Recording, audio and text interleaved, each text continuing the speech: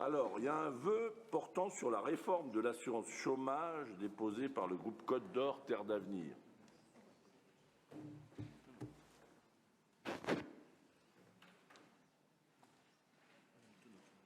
Madame Tonneau. Ah ben, écoutez, voilà. Avec le son, effectivement, ça va mieux. Oui, oui. Bon, ce vœu, on vous l'avait présenté au mois d'octobre. Je ne vais pas le relire, mais en substance, il mettait en évidence la possibilité pour le gouvernement, par décret, de moduler les règles d'indemnisation de l'assurance chômage en fonction de la conjoncture nationale, qui, de fait, réduisent les droits des demandeurs d'emploi sans jamais les améliorer. D'autant plus qu'on avait déjà eu une dernière réforme qui a moins d'un an et qui n'a fait l'objet d'aucune étude d'évaluation. La seule évaluation que l'on ait, c'est celle des témoignages, notamment de saisonniers, qui peuvent perdre jusqu'à 500 € par mois. Donc, il nous paraît important que votre majorité rejoigne la proposition de notre groupe Côte d'Or Terre d'Avenir pour porter ce vœu du fait que nous déplorons la mise en œuvre de cette nouvelle réforme, d'autant qu'elle aura un impact sur les finances départementales par le paiement de plus de bénéficiaires du RSA. Et dans un contexte que l'on vient de développer ce matin sur les orientations budgétaires qui sont contraintes et qui sont, comme vous l'avez dit, vous engagez quelque chose de prudentiel pour la Côte d'Or, il nous semble prudent de pouvoir interpeller le gouvernement et les parlementaires sur ce sujet.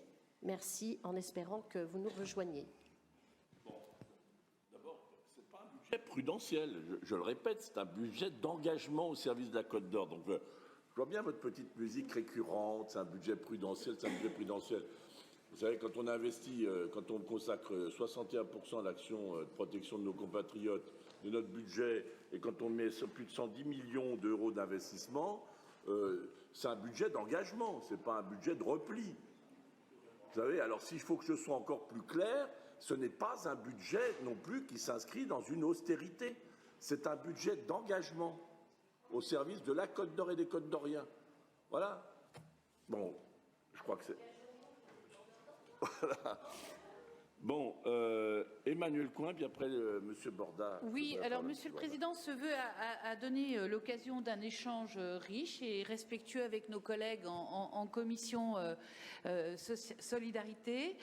Nous avions acté un certain nombre de divergences, donc elles ne seront absolument pas surprises de ma position, puisque j'avais dit en l'état que nous étions... ne suivrions pas l'opposition pour une raison simple. Enfin, plusieurs. Mais la première, si vous me permettez, Monsieur le Président, je vois quand même, dans l'écriture de ce vœu, une forte contradiction avec la culture de gauche. Je me souviens, dans mes premiers pas dans cette Assemblée, vous n'aviez cesse de dénoncer les CDD qui se succédaient, qui créaient une précarité absolument, et je partage, douloureuse pour nos concitoyens.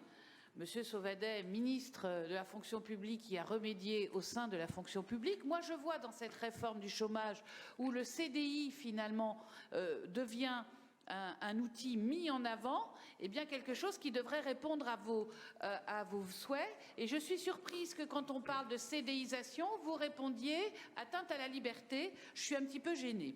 Le deuxième point, c'est que vous dites qu'effectivement la réforme chômage peut avoir des conséquences lourdes sur le RSA. Effectivement, je suis tout à fait d'accord avec vous, mais je pense que ça veut dire aussi qu'il faut repenser toute la chaîne de l'accompagnement social. On y travaille avec l'expérimentation France Travail, c'est-à-dire dans la nature de l'accompagnement, mais peut-être aussi faut-il repenser le RSA qui, parfois, on le sait, pour certaines personnes, ne répondent pas à leur situation et à la réalité de leur situation. Et puis, je vais vous dire aussi pourquoi je ne vous suis pas du tout sur l'histoire du CDI. Aujourd'hui, nos chefs d'entreprise, et ça répondra à la préoccupation de notre collègue M. Ndiaye, les équipes, pour être bien, pour que les salariés ne souffrent pas, il faut qu'il y ait du sens. Il faut qu'il y ait un projet de service dans lequel il y ait un sentiment d'appartenance ou en tout cas que les employés puissent s'approprier. Pour obtenir ça, il faut un minimum de stabilité des équipes. Il en va de même pour ne pas souffrir au travail. Il faut aussi des formations en permanence, des formations continues qui permettent aussi de gérer les diverses situations auxquelles sont confrontés le personnel. S'il n'y a pas de stabilité dans les équipes, ce n'est pas possible de créer un plan de formation de qualité. Donc permettez-moi de vous dire que rien qu'avec ces deux arguments, je vois supplémentaire, je vois vraiment une contradiction sur le fond entre nous. Personnellement, Monsieur le Président, je ne voterai pas ce vœu. Bon, ben voilà. Alors, je vais donner la parole à Benoît Borda, puis ensuite je redonnerai la parole à Céline Tonneau. Monsieur le député Borda.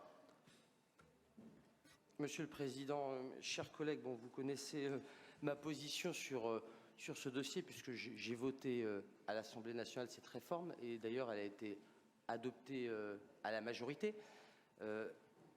Les Français, je crois, ils ne comprennent pas aujourd'hui qu'il y ait 3 millions de chômeurs et qu'en face, il y ait 300 000, 400 000 postes vacants dans un certain nombre de professions. Ils sont dans une incompréhension. Ils se demandent pourquoi. Et dans une période historiquement faible pour le taux de chômage, on est à 5,7% en Côte d'Or, ça faisait 15 ans qu'on n'avait pas vu ça. Beaucoup d'entreprises sont en tension, cherchent des salariés. Beaucoup d'entreprises aussi proposaient des fois des CDI à des salariés. On a vu des refus. Donc il y a eu un certain nombre de choses qui ont été faites dans cette réforme. Donc je pense qu'il faut qu'on avance. Et le message, c'est de dire que quand la période elle est favorable pour trouver un emploi, eh bien, on motive un maximum pour aller chercher un emploi. Et si la période redevient défavorable, eh bien, on module pour être plus protecteur vis-à-vis de celles et ceux qui cherchent un emploi. D'ailleurs, je crois, sans me tromper, que les bénéficiaires du RSA avaient diminué en Côte d'Or depuis un certain nombre de temps. Donc, j'espère que ça va se poursuivre dans cette ligne-là. Je rappelle quand même que la dette de l'UNEDIC, c'est 50,8 milliards d'euros en 2024. Donc, à un moment donné, il faut que tout le monde prenne sa part. Il y a aujourd'hui beaucoup d'emplois dans ce pays. Il va falloir continuer à former, à amener les personnes dans un certain nombre de filières. Donc, vous vous doutez bien que je ne voterai pas ce vœu. Merci. Bon. Monsieur Borda, si on m'avait dit que je serais d'accord avec vous dans une fonction de parlementaire, j'aurais peut-être pas misé tout de suite, vous voyez. Madame Tonneau.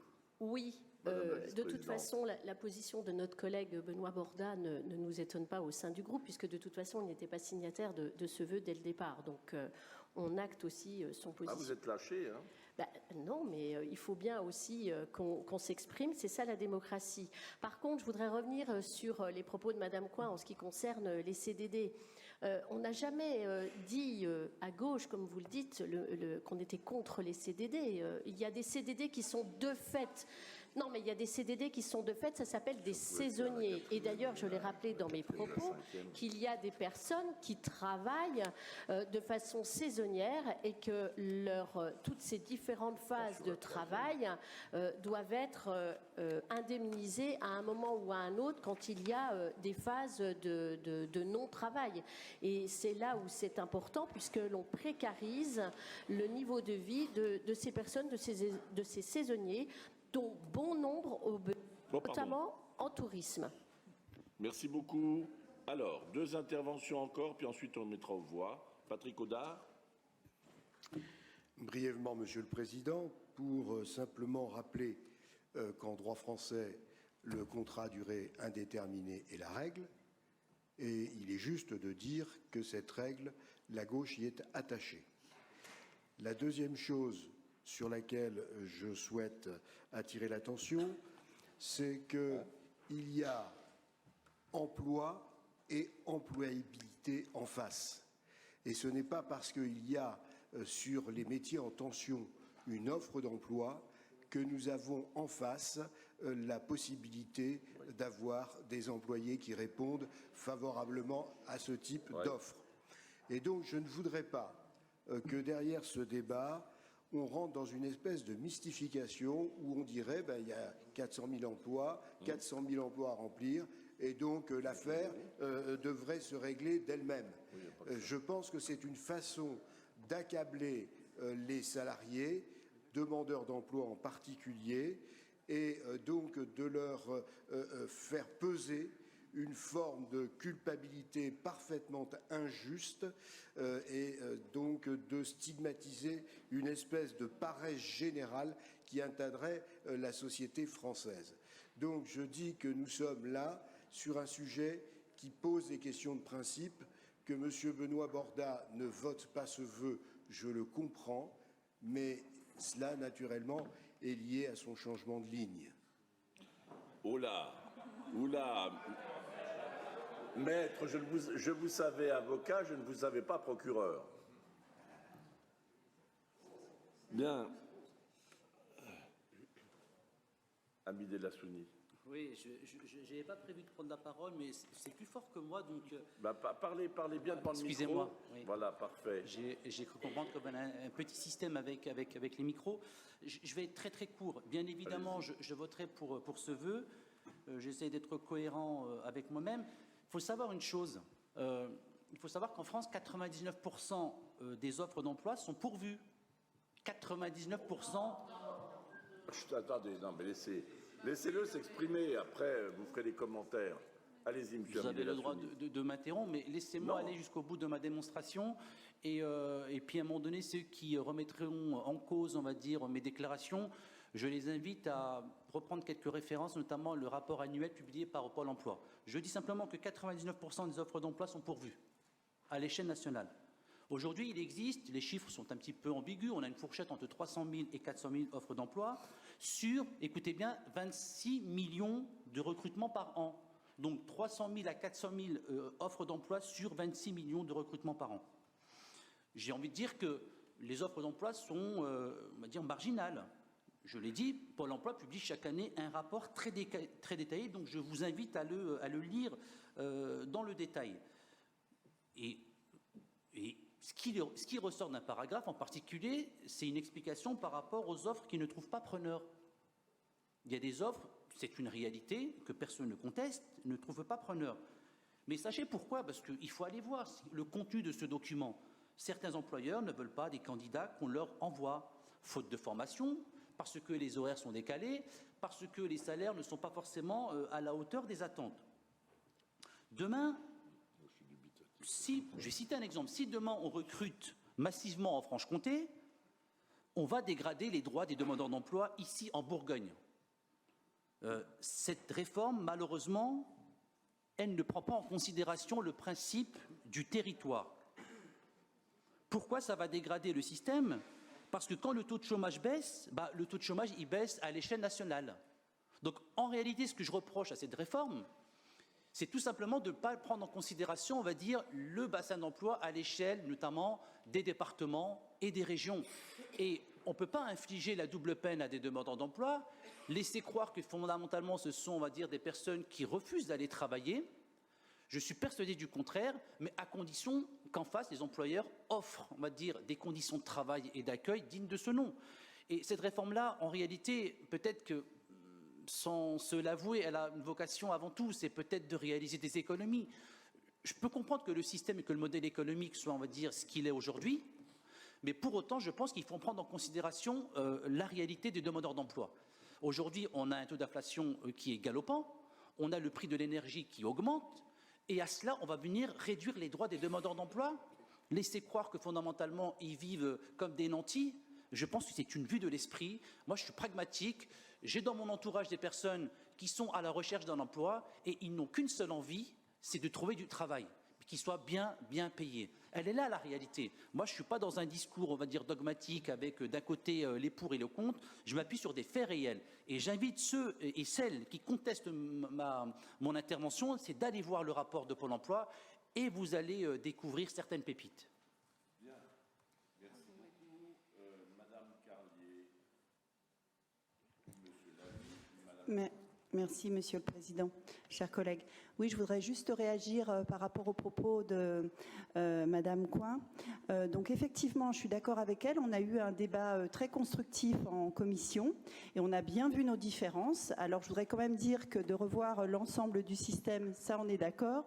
Maintenant, effectivement, entre des propositions, par exemple, de revenu universel ou d'autres choses, on n'est absolument pas d'accord, ça c'est sûr. Et puis la question du CDI et de la gauche, puisque ça nous a été dit comme ça, qui ne souhaitait pas la précarisation des emplois avec le cumul de CDD. En même temps, quel avantage à faire du CDI un chantage ? Parce qu'il s'agit de ça. C'est-à-dire que le CDI va devenir un chantage et quel engagement finalement va produire l'inverse de l'engagement des salariés vis-à-vis d'un employeur. Voilà. Merci. Madame Carlier, Monsieur Lamy, Madame Coin. Oui, Monsieur le Président, mes chers collègues, je voulais rebondir là sur les propos de notre collègue, Monsieur El Assouni. Je l'incite à se rapprocher du monde de l'entreprise. Voilà, moi je fais partie de l'association d'entreprise Cap Nord, hein, qui regroupe 400 entreprises, 10 000 emplois à titre professionnel. Je crois qu'il n'y a pas une entreprise qui ne cherche pas de monde. On en cherche tous, on cherche des candidats partout. Voilà, ça il faut le rappeler. Alors, mon cher collègue, vous avez parlé d'être bien payé. C'est quoi être bien payé? Voilà, ça je repose sincèrement la question. Je pense que ce n'est pas forcément un problème d'argent et ce n'est pas souvent un problème d'argent. C'est avant tout un problème de volonté. Je tairai son nom, mais je vous citerai aussi des directeurs informatiques dans l'agglomération dijonnaise qui recherchent des collaborateurs. Hein. On sait que l'informatique aujourd'hui, la cybersécurité, etc. sont quand même des métiers porteurs. J'ai des directeurs informatiques qui m'appellent en me disant « Alain, on ne comprend plus rien. Quand on a des candidats en entretien, ils nous demandent quoi? Ils nous demandent combien de semaines de vacances? Est-ce qu'on a des tickets restaurants? Etc. etc. » Avant de parler de travail. Je pense qu'on a un gros problème d'évolution des mentalités, avant tout. En tout cas, sachez qu'on recherche il y a plein d'emplois pour voir, et des emplois qui sont bien payés, y compris dans mon entreprise, j'en cherche 3, j'en trouve pas, et j'ai pas de problème de salaire. Merci. Merci pour ce témoignage. L'ami, témoignage éclairant. Madame Coin. Oui, Monsieur le Président, je voulais dire qu'effectivement, nous avons visiblement un problème de lecture des choses, puisque Monsieur El Assouni, pour expliquer sa position, disait « Je suis contre cette réforme parce qu'elle va prendre un chiffre national de dynamique économique qui va s'appliquer sur un territoire sans discernement de la réalité du territoire. Je crains qu'il se soit plié au même exercice parce qu'avec 99% des offres pourvues, visiblement, ce n'est pas le reflet en infraterritorial, puisque moi, sur le Pays Beaunois, où je suis présidente de la commission RSA, nous avons 2 fois plus d'offres d'emploi que de chômeurs. Donc, visiblement, il y a un petit problème de territorialisation des chiffres que vous utilisez, chers collègues. Vous dire aussi que nous travaillons beaucoup avec les employeurs et qu'ils ont vraiment changé leur paradigme par rapport à l'emploi. C'est ce que disait notre collègue. Nous avons aujourd'hui ce qu'ils demandent, c'est de la bonne volonté et l'envie d'eux. Pour le reste, nous avons quand même beaucoup d'outils. Nous avons le PIC, le programme d'investissement des compétences qui se décline en région. Nous avons un certain nombre d'outils au niveau aussi de Pôle emploi. Nous aussi, avec un certain nombre de nos dispositifs. Donc, évidemment, tout est globalisé, mais je crois, chers collègues, que vous ne pouvez pas dire aujourd'hui dans cette salle que 99% des offres sont complètes, alors que nous n'arrivons pas, nous, à avoir des aides à domicile pour faire les plans d'aide des personnes en situation de handicap ou personnes âgées, qu'aujourd'hui nous n'arrivons pas à recruter, nous avons plein de postes vacants dans nos EHPAD et à l'hôpital, vous ne pouvez pas me dire que 99% des postes, des offres d'emploi sont pourvus, parce que je crains, et j'aimerais, mais je crains que les 1% qui restent soient bien au-delà de la frontière, enfin ne correspondent pas à la demande du social, du sanitaire et du médico-social. Mais vous ne pouvez pas me dire ça alors qu'on manque tant de personnel dans les métiers de la vie. Bon, merci, on ne va pas prolonger. Je crois que vous avez cru comprendre que la majorité n'était pas très favorable à vous suivre, ce que je comprends personnellement. Parce que vous savez, il y a un vrai problème aujourd'hui d'évolution et de relations au travail. Moi, je suis extrêmement frappé de vous entendre parler CDI, CDD avec des rappels historiques. Aujourd'hui, nous avons des jeunes qui ne souhaitent pas avoir un CDI, qui organisent leur temps de travail en fonction, c'est ce que témoignait M. Lamy, en fonction de leur vie. Il y a une relation au travail qui est en train de changer considérablement. Interrogez les jeunes aujourd'hui. Quand ils vont chercher un emploi, ils sont sur la périphérie de l'emploi. Le métier, pour ceux qui sont formés, après c'est d'autres réalités, mais pour ceux qui sont formés, ce n'est pas le cœur du métier qui les interroge, c'est la périphérie du métier. Combien ça va vous laisser de temps de liberté? Comment vous allez organiser votre vie? Comment vous allez... Et je vous assure, j'ai été extrêmement surpris d'avoir des témoignages de propositions de CDI refusées au motif... Regardez l'évolution de l'intérim. Les gens qui travaillent pendant quelques mois, puis ensuite, estimant s'être reconstitué un peu de trésorerie, prennent d'autres dispositifs dans la vie. C'est ça aujourd'hui ce qui est en train de se passer. Et si vous voulez, cette relation au travail, elle va poser un vrai sujet de fonctionnement de nos sociétés. Parce que quand vous voyez que même pour les vendanges, j'ai autorisé le cumul emploi-RSA. Si c'est exclusivement ça, vous savez ce qui s'est passé pour les vendanges. Mais attendez, mais tout celui qui n'est pas fatigué, malade, etc., peut soit aller couper du raisin, soit trier un peu, etc. Si on lui explique, c'est quand même pas un travail. Alors évidemment, c'est pénible de porter la hotte, mais enfin, ça ne dure pas longtemps. On a trouvé quasiment personne. Dans les métiers du bois, regardez, dans les métiers du bois. Alors tous ces métiers, dans les métiers du bâtiment, dans les métiers, on a maintenant des tensions dans ces métiers-là, et il faut redonner le goût du travail dans les métiers à notre jeunesse. Voilà. Et moi, jeune. Non, mais c'est vrai, c'est un vrai sujet de société. Bon, cela dit, le débat a eu lieu, on va mettre aux voix. Ah ben, à moi et encore. Bon, Monsieur Ndiaye, non, mais essayez de résumer votre pensée. Je vais être très court. En fait, on a une lecture aujourd'hui qui est concentrée sur l'attitude des demandeurs d'emploi. Je rappelle ici la société tout entière. Oui, mais je rappelle que la loi. Alors, je rappelle que la loi du 5 septembre 2018 portant sur la formation professionnelle a donné des moyens en moins aux entreprises pour accompagner, alors notamment les grandes entreprises, pour accompagner la formation de leurs collaborateurs. C'est-à-dire que si on s'interroge notamment sur la question du recrutement, de l'intégration de nouveaux salariés et de leur accompagnement tout au long de leur parcours professionnel, on se rend compte que les entreprises n'ont pas forcément tous les moyens nécessaires pour aussi recruter. Et il y a deux sujets. Il y a la question du recrutement, et donc recrutement de nouveaux talents, mais aussi retenir les talents. Et la question se pose sur comment optimiser l'organisation du travail, puisque ce que aujourd'hui en tout cas la nouvelle génération cherche, c'est aussi, réconcilier le plus possible la vie personnelle et la vie professionnelle. Or, il y a certains secteurs d'activité qui ne permettent pas cette conciliation. La question également de la rémunération. Je ne suis pas sûr que toutes les branches professionnelles aujourd'hui se soient interrogées sur la question de la rémunération.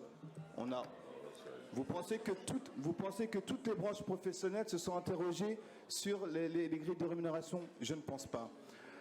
Donc aujourd'hui, si on veut attirer de nouveaux talents et si on veut les retenir, il ne faut pas juste considérer la position du salarié, c'est réinterroger aussi les pratiques professionnelles, c'est réinterroger les pratiques de recrutement. Et aujourd'hui, on a du travail, mais de part et d'autre.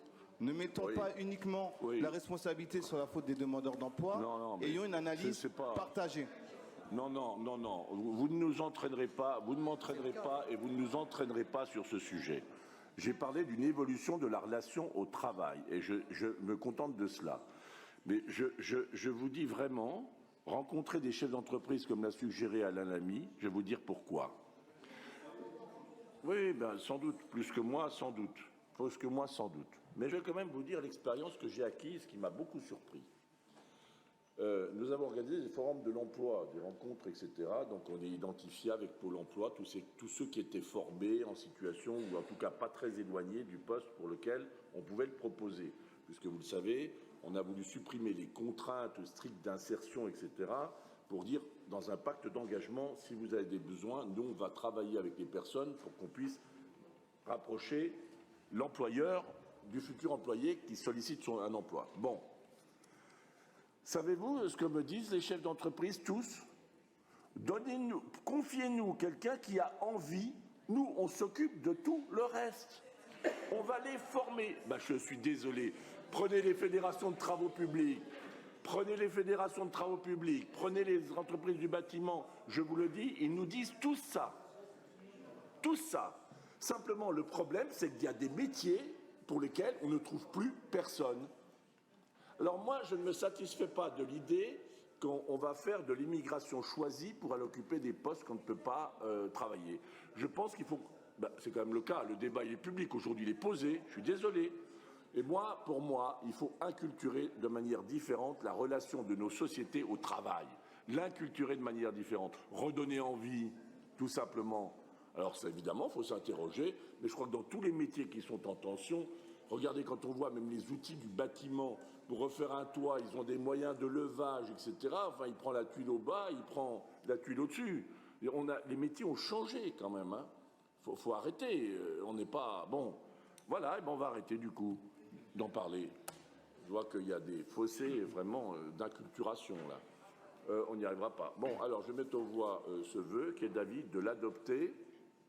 On va voter quand même pour votre vœu si vous voulez bien. Voilà.